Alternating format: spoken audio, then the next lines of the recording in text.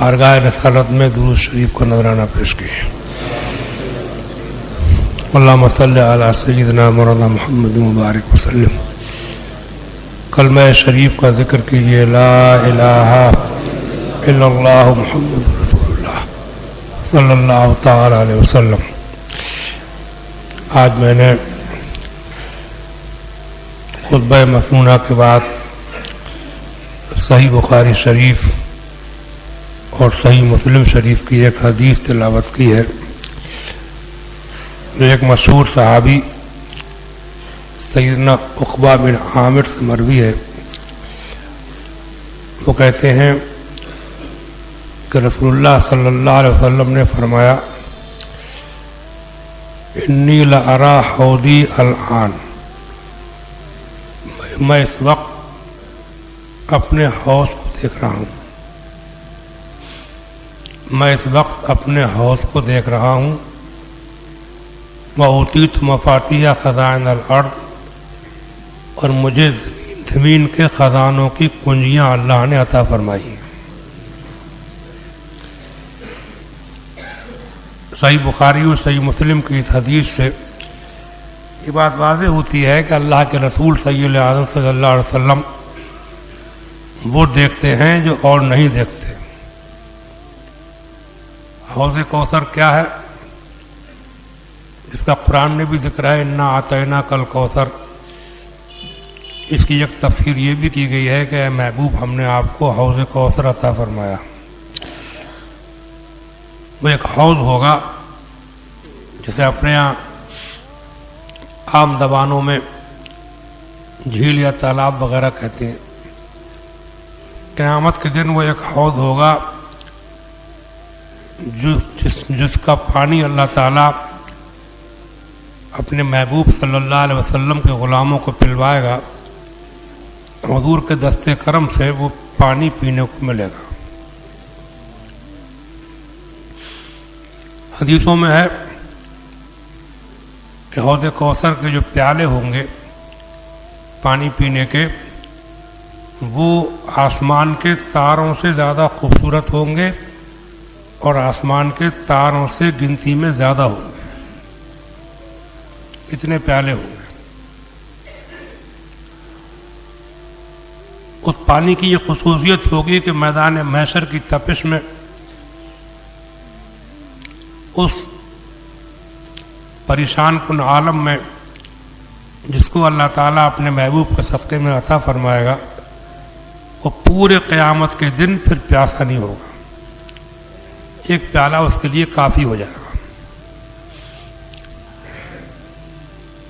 دعا کی اللہ تعالیٰ ہم آپ سب کو میدان محشر میں حضور کے صدقے میں حضور کے دست مبارک سے حوض کوثر کا پانی عطا فرمائے۔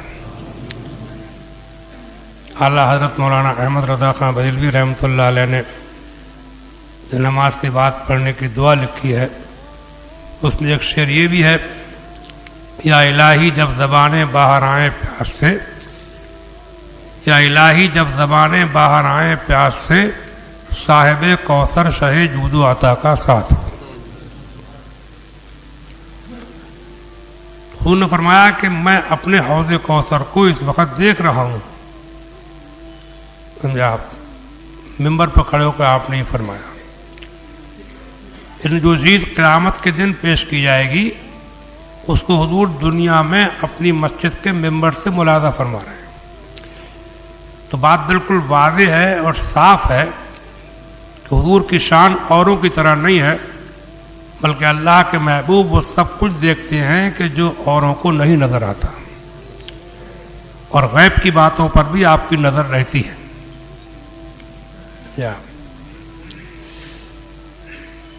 آگے فرمایا، اوتیت مفاتیح خزائن الارض، اور مجھے زمین کے خزانوں کی کنجیاں دی گئیں۔ اس کا مطلب یہ کنجی کس کو دی جاتی ہے؟ کنجی دینے کا مطلب یہ ہوتا ہے کہ اس کو اختیار دے دیا جاتا ہے کہ یہاں پر جو کچھ ہے یہ سب تمہارا ہے، جس کو چاہو عطا فرماؤ، جس کو چاہو دو۔ تو خزانوں کی کنجیاں اللہ نے حضور کو عطا فرمائی۔ اس کا مطلب یہ ہے کہ حضور مالک و مختار ہیں، جس کو جو چاہیں وہ عطا فرمائیں اللہ کی عطا سے۔ اسی مفہوم کی ایک حدیث بخاری کے اندر ہی اور ہے، تو سیدنا امیر معاویہ سے مروی ہے،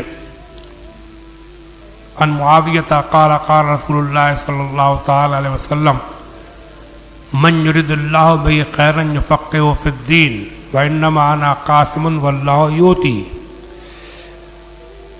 حضور فرماتے کہ جس کے ساتھ اللہ تعالیٰ بھلائی کا ارادہ فرماتا ہے، جس کے ساتھ خیر اور بھلائی کا ارادہ فرماتا ہے تو اس کو دین میں سمجھ عطا فرما دیتا ہے، علم عطا فرماتا ہے، دین کا علم۔ فَإِنَّمَا أَنَا قَاسِمٌ وَاللَّهُ يُؤْتِي، اور میں بانٹنے والا ہوں اور اللہ دینے والا ہے۔ یہ بھی صحیح بخاری اور مسلم شریف کی حدیث ہے، کتاب العلم میں، میں بانٹنے والا ہوں اور اللہ دینے والا ہے۔ یعنی کائنات کے اندر جو کچھ بھی جس کو ملتا ہے، جو ملا ہے، جو ملے گا، وہ سب اللہ تبارک و تعالیٰ نے اپنے حضور کے دست پاک آپ کے صدقے طفیل میں عطا فرمایا ہے۔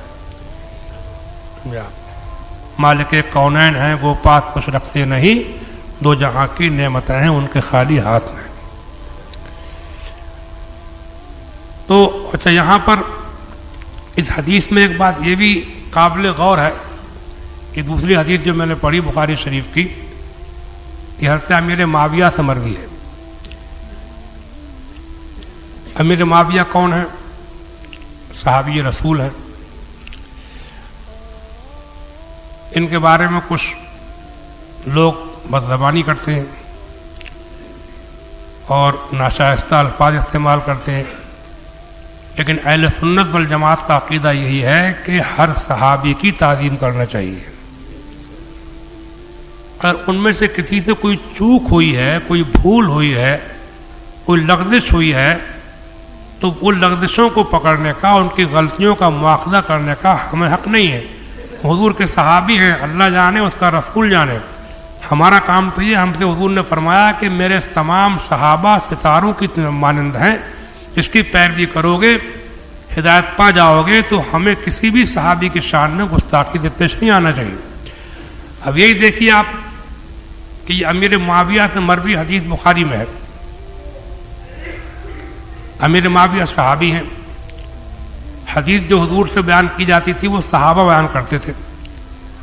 صحابہ حضور سے سنتے تھے، دیکھتے تھے، جو کچھ دیکھا سنا اس کو اپنے شاگردوں کو سناتے تھے، پھر ان کے شاگرد بعد میں آنے والوں کو سناتے تھے، پھر وہ اور بعد میں آنے والوں کو سناتے تھے۔ کہ بخاری شریف جو ہے یہ حضور کے بعد تقریباً کچھ کم 200 سال کے بعد لکھی گئی ہے۔ اس دور میں امیر معاویہ کے بیچ میں بڑے بڑے محدث ہیں، تابعین ہیں، تبع تابعین ہیں، ان کی روایت کردہ حدیث کو انہوں نے باقی رکھا، جبکہ محدثین کا یہ عالم تھا کہ اگر کسی آدمی کو بازار میں چلتے پھرتے کھاتے پیتے دیکھ لیتے تھے تو اس کی روایت کردہ حدیث کو نہیں لیتے تھے، مطلب حدیث اس سے لیتے تھے جس کو متقی پرہیزگار سمجھتے تھے، دیندار سمجھتے تھے، سچا سمجھتے تھے، اس کی صداقت میں، اس کے تقوی میں شبہ نہیں کرتے تھے۔ کہ بیچ میں 3-4 محدثین ہیں، تابعین، تبع تابعین، امام بخاری امیر معاویہ کے درمیان، ان سب نے امیر معاویہ کی روایت کردہ حدیث کو باقی رکھا، اس کو اپنے آگے آنے والوں کو پہنچاتے رہے۔ پر امام بخاری نے جب بخاری شریف ترتیب دی تو وہ بھی اتنے بڑے محدث ہیں امام بخاری کے، جن کا کہنا ہی کیا ہے، انہوں نے بھی اس حدیث کو اپنی بخاری کے اندر جمع کیا۔ اس کا مطلب امیر معاویہ رضی اللہ تعالیٰ عنہ کو ایسا نہیں ہے کہ ہم لوگ ہی صرف اچھا کہتے ہیں، اچھا سمجھتے ہیں، بلکہ اس زمانے کے محدثین و فقہا بھی ان کو اچھا سمجھا کرتے تھے، پر ان کی حدیث کو نہیں لیتے، نکال دیتے کہ آدمی صحیح نہیں ہے۔ اللہ تعالیٰ توفیق دے۔ یہ جو آج کل چل رہی ہے تفضیلیت، سمجھے، امیر معاویہ کی شان میں غصائی کرنے کی بیماری، اس سے خدا محفوظ فرمائے۔ اس سلسلے میں نے پہلے بھی کبھی کچھ باتیں کہی ہیں، اس وقت مجھے یہ دھیان آ گیا کہ بخاری کے اندر جب ان سے مروی حدیث موجود ہے، اس کا مطلب وہ امت کے اندر ایک معتبر شخصیت رہے ہیں، ایک معتمد شخصیت رہے ہیں. ان کو کسی نے غلط نظروں سے نہیں بلکہ ان کو آج ہی نہیں بلکہ اس زمانے کے تبع تابعین نے بھی, محدثین نے, فقہاء نے, اہل علم نے, اہل فضل نے بھی ان کو اپنا مستند معتبر مانا ہے, ورنہ ان کی حدیث ہرگز نہ لکھی جاتی اس زمانے کے اندر.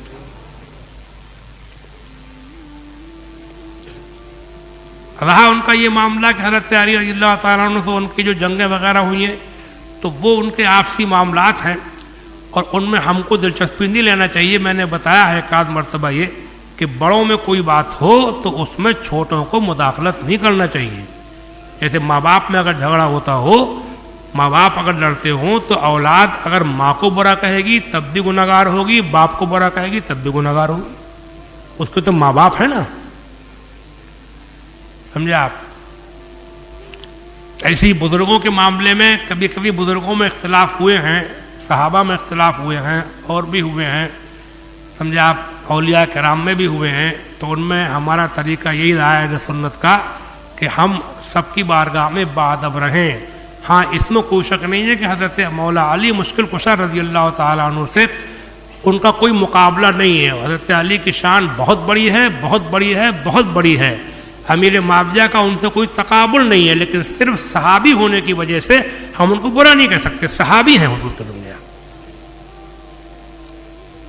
اللہ تعالیٰ اسی مذہب اہل سنت پر ہم آپ کو قائم رکھے اور انبیاء اولیاء بزرگوں کی شان میں بے ادبی سے محفوظ رکھے. اور جو حدیثیں میں نے پڑھی اس کے ذریعے جو ثابت ہوا کہ اللہ تعالیٰ نے اپنے محبوب کو بے اختیار اور مجبور اور بے کس نہیں بنایا ہے, بلکہ اللہ نے اپنے محبوب کو با اختیار حوض کوثر کا مالک, زمین کے خزانوں کا مالک اور خدائی خزانوں کو بانٹنے والا بنایا ہے.